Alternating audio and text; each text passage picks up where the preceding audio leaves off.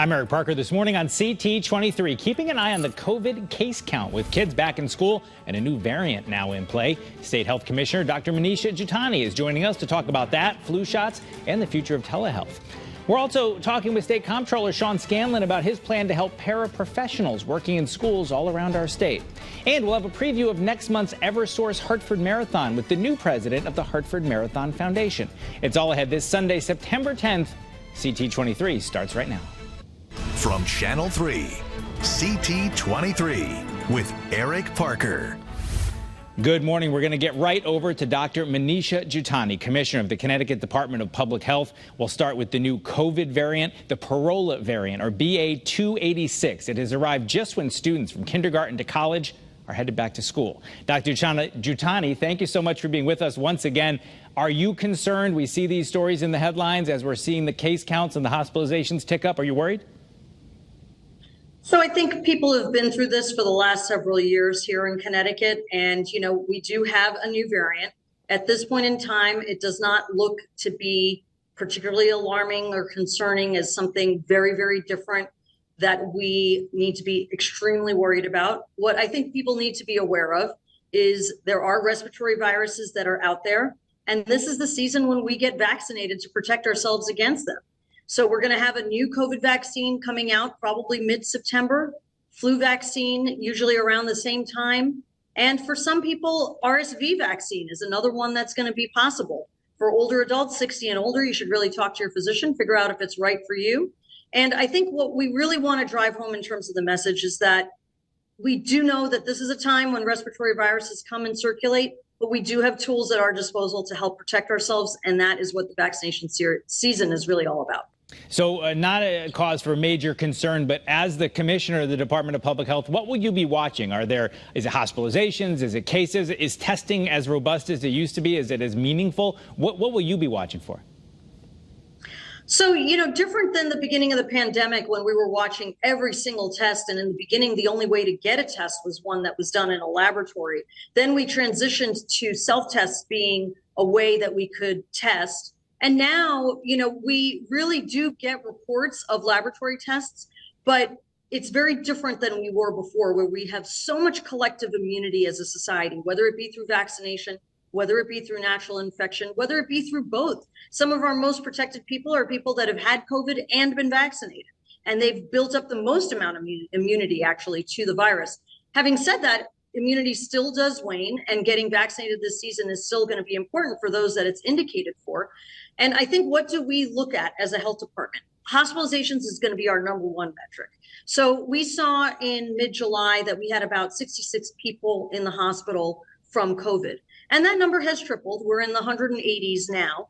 That's nowhere close to where we were, for example, in the height of the Omicron wave. There were over 1,900 people in the hospital. So you can see it's much, much lower than any point of concern that we've had in the depths of the pandemic. But that is a number that has tripled since the summer. We know that there's a steady incline that's happening, and that's what we're going to continue watching, working with our healthcare professionals, with our hospitals, to make sure that they have the capacity, which they do, to take care of people, and people who need the care should present for care.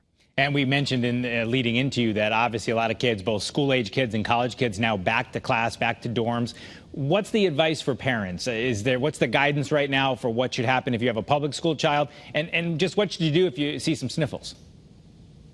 Yeah, so obviously this is always challenging for parents. Sometimes their kid is always sniffly. They have allergies. It's hard to distinguish what is allergies, what is something else. I think if you have respiratory symptoms, cold, cough, particularly if you have cough and if you have a fever, these are the things you want to be the most concerned about, and keeping your children at home, because really, if you have a fever and you've got a cough, you're very likely going to be infectious to another child. And using common sense, keeping your child home, not waiting for a school nurse to necessarily identify them and send them home, is really the best way we want to be able to protect other kids who are in the community. And I think that, going into this school year, what I'm so proud about for citizens of Connecticut is if we look at our measles vaccination rate, it is one of the highest we've had, over 97% for kindergarten age children. This is the highest it's been since 2012. We're higher than our pre-pandemic levels of vaccination rates. That just to me says that our community in Connecticut wants their kids being able to go to school. They want their kids to get vaccinated, want them to be protected from those most serious infections. And certainly some of these other vaccinations that we have, like flu and COVID, they can really help prevent serious or wild infections become mild infections by really getting vaccinated. And so for parents who have school-age children, kids who are in college, think about those routine vaccinations, definitely get them. And if your kid is sick, just keep them home. Yeah, I was going to ask you about the routine vaccinations next. You stole my question because last time we had you on, or maybe the time before that, we talked about that little blip we saw where there was a drop. Now you say back up to pre-pandemic levels. Do you just attribute it? Is it just a blip? Is it an anomaly? Or do you think something changed in the pandemic and now it's back to normal? What's your take on the numbers?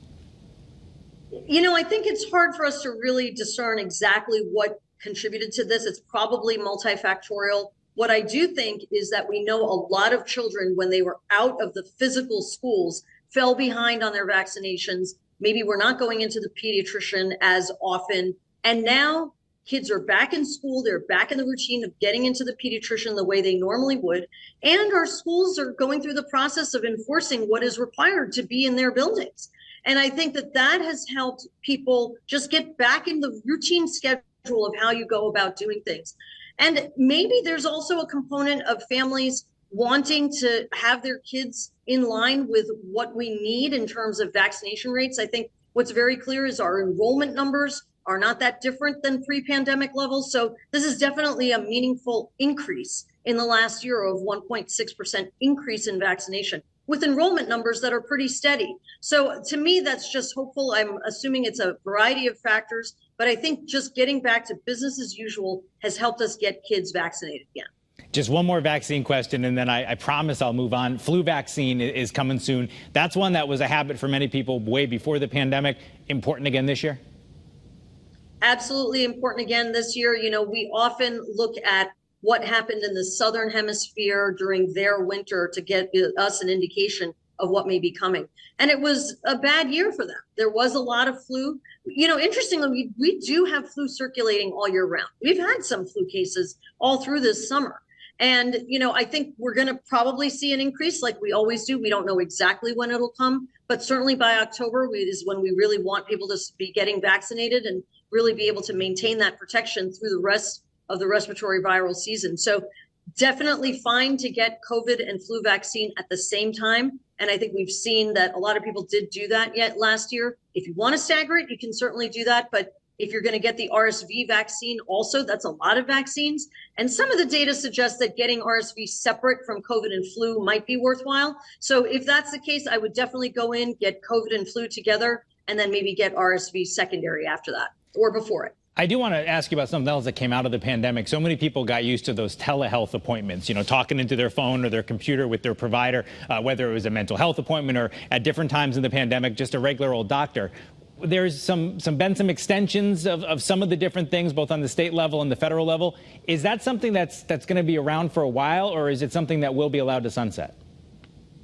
So telehealth is still here. And I think one of the things that we did do to try to accommodate people who had developed relationships with out-of-state providers during the pandemic is there is an order that we have in place at DPH right now that allows out-of-state providers to provide behavioral health services to Connecticut residents, but they have to register on our site and show that they're going to get a Connecticut license within 30 days. We haven't had a lot of uptake of that. So I think a lot of people through the pandemic got used to the idea of either getting a Connecticut license. We've done a number of things to make it easier to do that. If you have a license in another state in good standing for 4 years, you have reciprocity with us where you can get a license pretty quickly without having to submit all your educational paperwork.